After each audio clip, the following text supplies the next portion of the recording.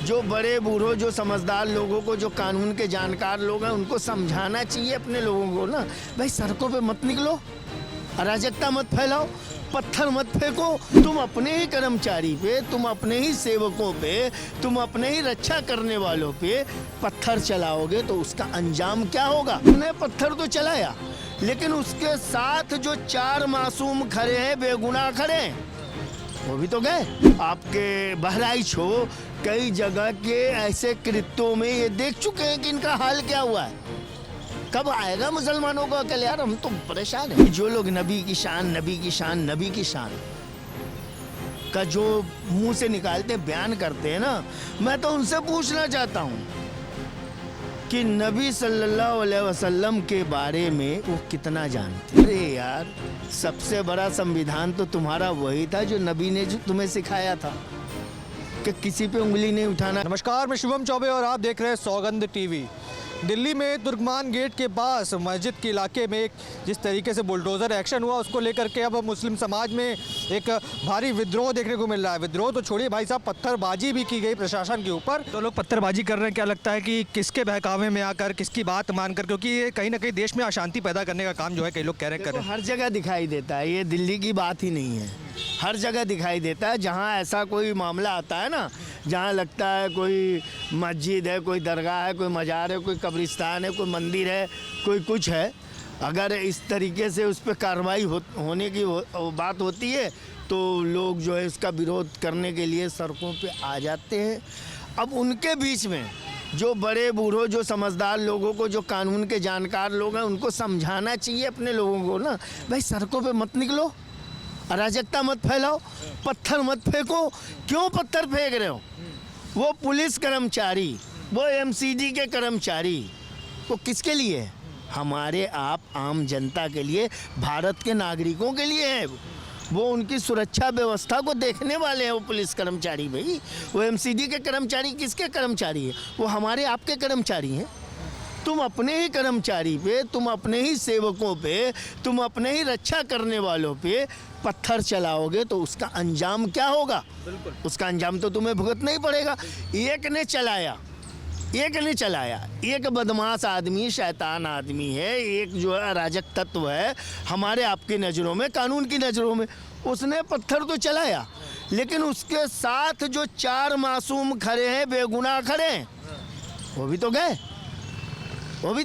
अब सालों साल उनको जमानत नहीं मिलेगी, जेलों में रहेंगे, माँ बाप, परिवार, घर, रिश्तेदार परेशान होगा। यार समझ में नहीं आता मुसलमानों को अक्ल कब आएगी? बिल्कुल सही बात। इनको अक्ल कब आएगी मुसलमानों को? ये अपने आगे से, पहले से, रामपुर हो, मुरादाबाद हो, बिजनौर हो, आपके बहराइच हो, कई जगह के ऐसे कृत्यों में ये देख चुके हैं कि इनका हाल क्या हुआ है। कब आएगा मुसलमानों को अकल? यार हम तो परेशान हैं, हम तो समझ नहीं पा रहे कि इन मुसलमानों को अकल कब आएगा, इनको समझ कब आएगा कि कानून क्या है, प्रशासन क्या है, संविधान क्या है, हमें उसके अनुरूप ही कार्य करना है ना।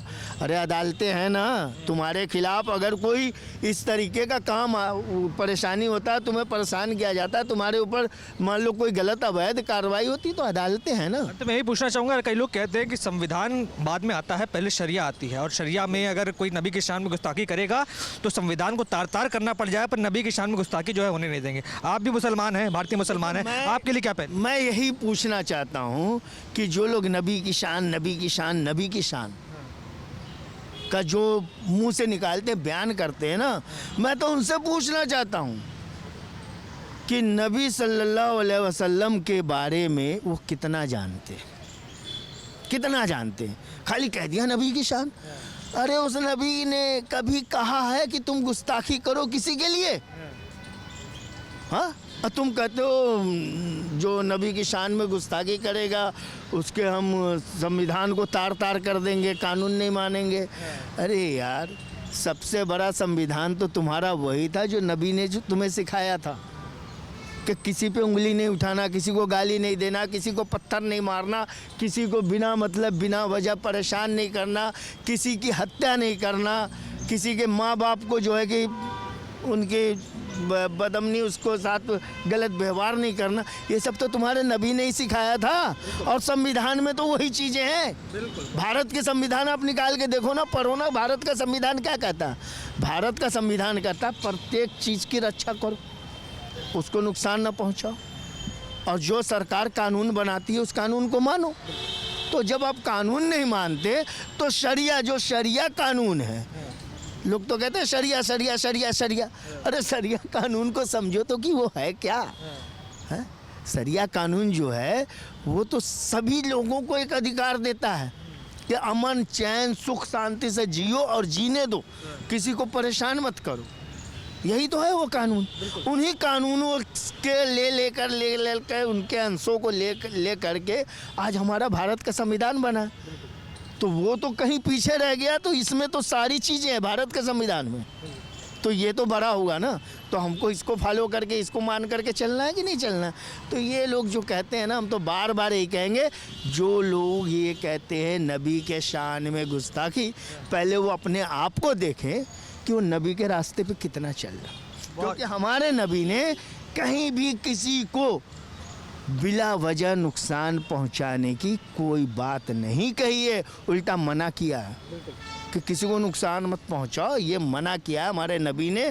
तो जो लोग नबी के शान में गुस्ताखी की बात करके किसी को नुकसान पहुंचाने वाले हैं या किसी को नुकसान पहुंचाने की कोशिश कर रहे हैं, पत्थर मार दिया, किसी का सर फोड़ दिया, किसी की जान ले ली, उनको समझना पड़ेगा कि उसी नबी की हिदायत है।